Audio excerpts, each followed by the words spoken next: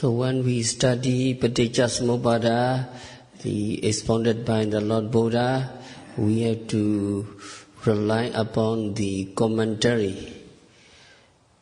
The commentator mentioned that there are four things difficult to understand.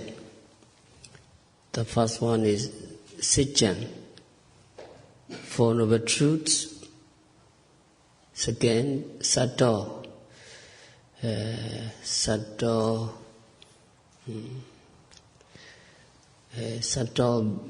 living beings,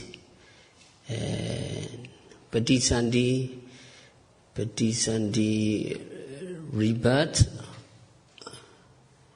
and Pichakara, Paticca-Samuppada or dependent origination. So these four things are difficult to understand, difficult to explain. So the first one is the Four Noble Truths. First one is Dukkha-Sacca, truth of suffering. Seeing, hearing, smelling, tasting, touching, everything's suffering. But people don't see the kinds of suffering. In this process of seeing, hearing, there are many pleasurable things and there are many pleasant things they believe. Everything is suffering, very difficult to understand. And the second one is Sayadaw. There's no living beings, there's no living entity, just the constant flux of mind and body. So presently arising object are five things. Presently arising object are Vijnana, Namarupa, Salayana, Phassa, Vedana. Only these five things are arising continuously. These are constant flux of mind and body. There is no living entity. There is no living entity. And that mind-body complex is subject to the law of karma that determines our future life according to our good or bad deeds. Only just cause and effect. There is no living entity. The streams of mind and body, at the streams of cause and effect. Only this process, Namarupa process, continually occurring. So the meanings of Sayadaw, living entity, is difficult to understand. So another one is Paticca, rebirth or jati. It is difficult to understand. It is difficult to see how relinquishing consciousness, rebirth take place as a result of defilements and karma of our previous life, without the transfer of mind and body from a previous life. It is difficult to understand if you have supernormal power. You can see, but we have not that knowledge. So it is difficult to see that rebirth process. And Number 4 is Paticca-Samuppada, Paticca-Samuppada. It is difficult to understand. There are 2 loma, order are 2, Anuloma and Pratiloma, due order and reverse order. So in the due order, in the due order,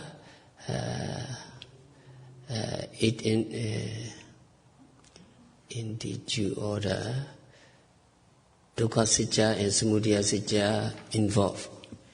In the reverse order, order of ceasing, Nirodha Sitya and Megha Sitya involved.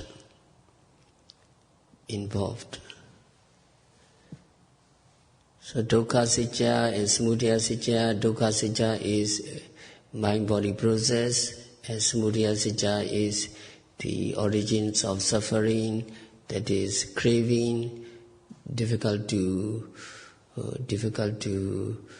know. And Nirodha Sitya and Megha Sitya, the cessation of suffering, cessations of craving, cessations of mind and body. So long as we not attain Nibbana, it is difficult to understand Nirodha and Megha Sitya. And then we have to go to the first link, Avijja Picchaya Sankhara. Because of ignorance, because of avijja as condition, there arise karma formation or sankhara. First, we must understand the word avijja, that is composed of 2 words, a and vijja. What you mean vijja? Vijja means knowledge, wisdom, understanding, vision, or penetrative insight, or light. In Pali, many things. Chakku, jnana, pinya, vijja, aloka, many synonyms in that single words. And the prefix a means no or not, so avijja means not understanding or ignorance. So avijja, you do not understand, or you understand very well, but wrongly understand. And it makes us mistake in what is false and illusory for reality. Avijja is different from ordinary ignorance. Sometimes we don't know the name of a man or village. It does not necessarily mean avijja, whereas the avijja of Paticca-Samuppada means something more than ignorance. It is misleading, like the ignorance of a man who has lost all sense of direction, and he think that the east is west, and he think that north is south, etc. So the man who does not know the truth of suffering has an pleasurable view of life, that is full of whole mess of suffering. So dukkha sacca, truth or suffering is where? Where is truth or suffering? Truth or suffering is in the book or in Abhidhamma? No, truth or suffering is in front of me, in front of you, very clear. What you see is dukkha sacca, truth or suffering. What you hear is dukkha sacca. What you smell, what you taste, what you touch, and what you encounter, pleasant or unpleasant sensations are dukkha sacca. What you think, what you plan are dukkha sacca. Now bending, stretching, moving, walking are dukkha sacca. Every physical activities, verbal activities are dukkha sacca. Why you say everything dukkha sacca? Because they not lasting forever. All nama-rupa phenomena arising from the six senses are dukkha sacca because they are dissolving continuously. And that process may end at any time, so all is pain and suffering. But we cannot see the dukkha sacca very clearly. Normally, we think that it is pleasant. So we think that life will be better and better, and we are expecting for better life, pleasant life. So we try to get that better life. So we try to get this better life, that is sankhara, and we seek pleasant sense object, good sight, good sound, good food, etc. And our effort to secure what we believe to be the good things of life is due to our ignorance, due to our avijja about our existence. Avijja is here like the green eyeglass that makes a horse eat the dry grass, which it mistakes for green grass. We all living beings are mired in sensual pleasures because we see everything through rose-colored glasses. So we keep avijja about the nature of sense object and mind-body process. So we are like a blind man. Blind man may be easily deceived by another man. Another man gave him a low quality clothing. He said, "Oh my friend, it is very expensive and high quality clothing. You are my good friend, so I give you." And the blind man will believe him, and he will like that clothing very much, and he will be disillusioned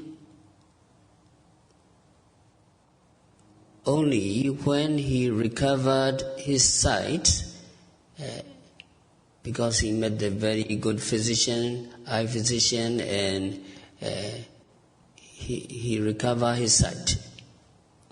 And then now he look at his clothing, and the clothing is very low quality. So he throw away that clothing at once. So in the same way as a victim of avijja, people enjoy life because they are blind to its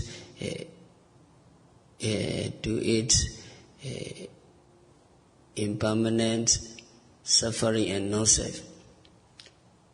And now yogi becomes disenchanted.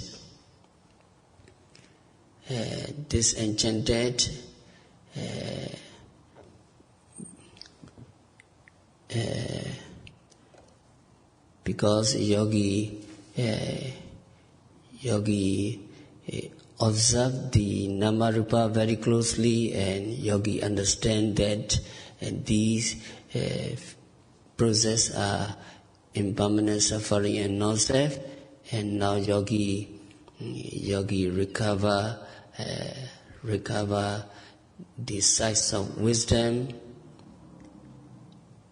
and yogi become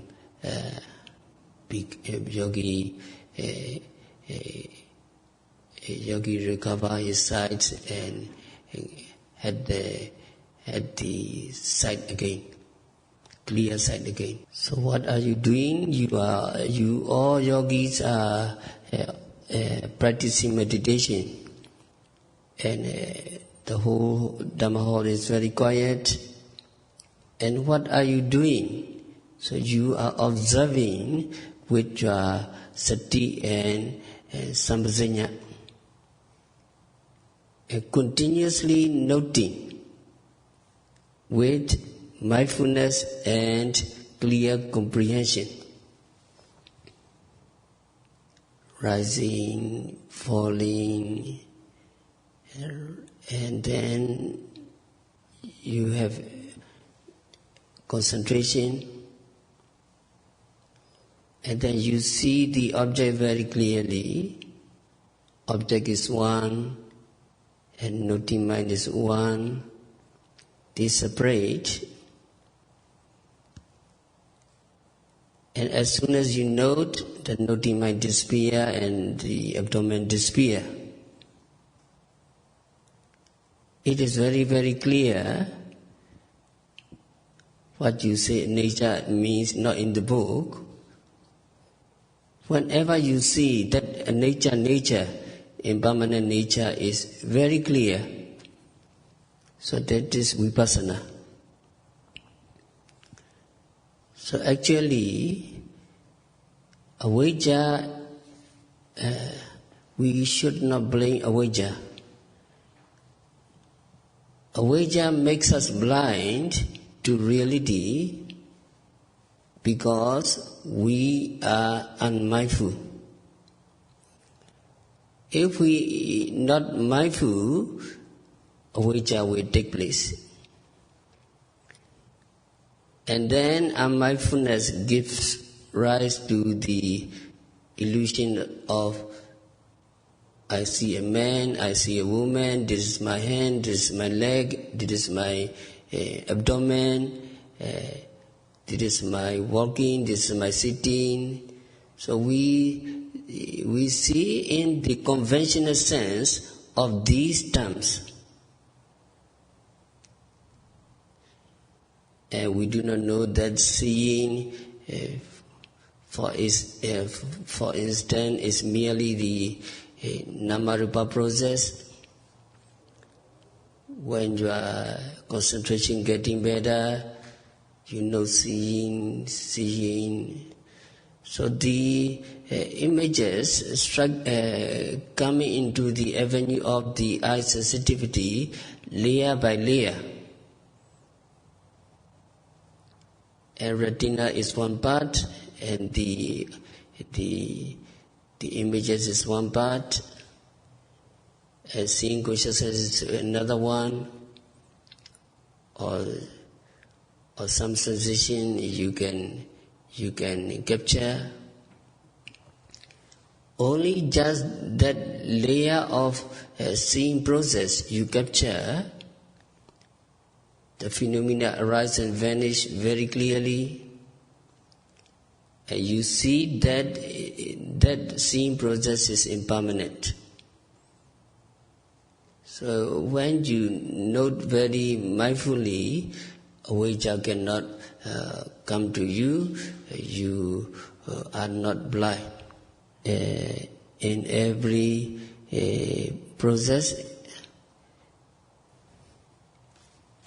if we not mindful, avijja we follow. We think that the permanent person, individual,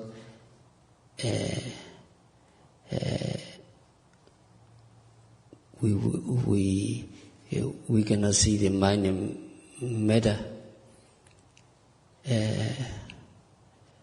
But in the beginning, the mindfulness and concentration not very strong.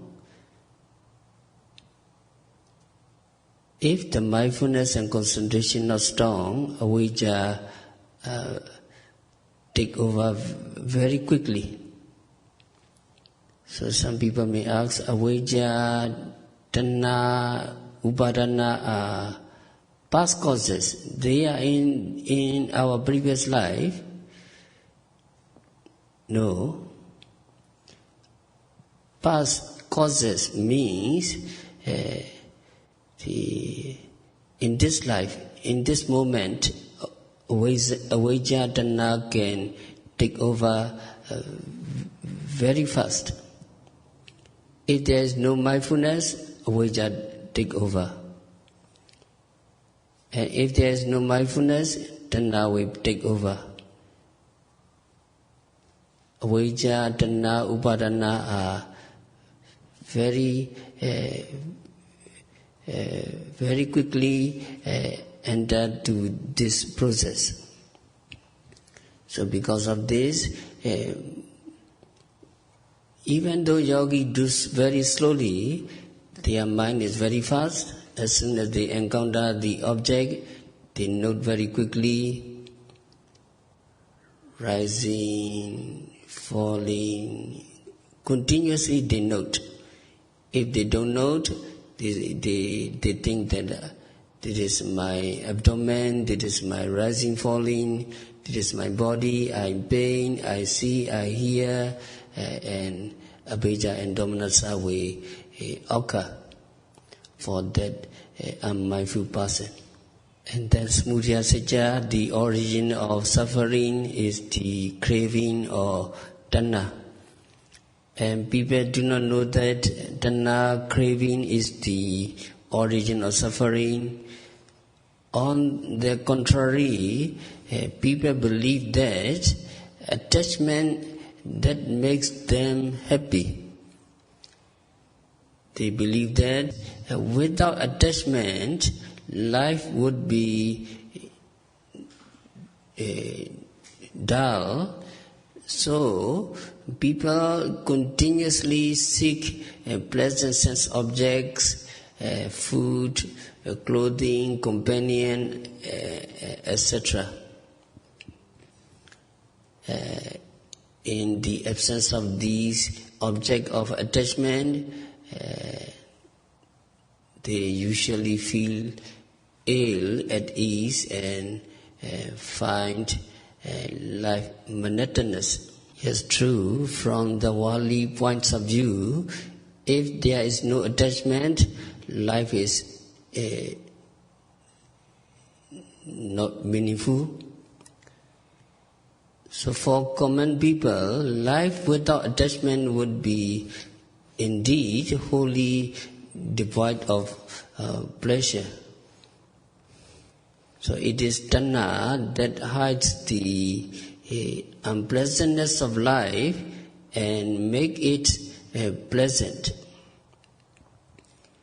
But for the arahant who has done away with tanha, because he is practiced very continuously and completely, and he sees that everything is unsatisfactory, everything is dissolving, so he has no attachment to these objects. So it is impossible to enjoy life for Arahant. So Arahant is always bent on Nibbana, cessation of conditioned suffering. Here also yogis, Tanha getting less and less and less. Here in the practice of meditation, intensive retreat, no enjoyment, no entertainment. All the Tanha have to be rejected by noting. So yogi just understand the meditation practice is note and reject. So it is very agreeable with the natural phenomena. Because natural phenomena, everything arising and disappear. So we cannot cling to this object because they disappearing very continuously, and yogi try very hard. Yogi try to note everything and reject. So it is very agreeable for the yogi to understand the true Dhamma. So only just we take a breakfast and lunch.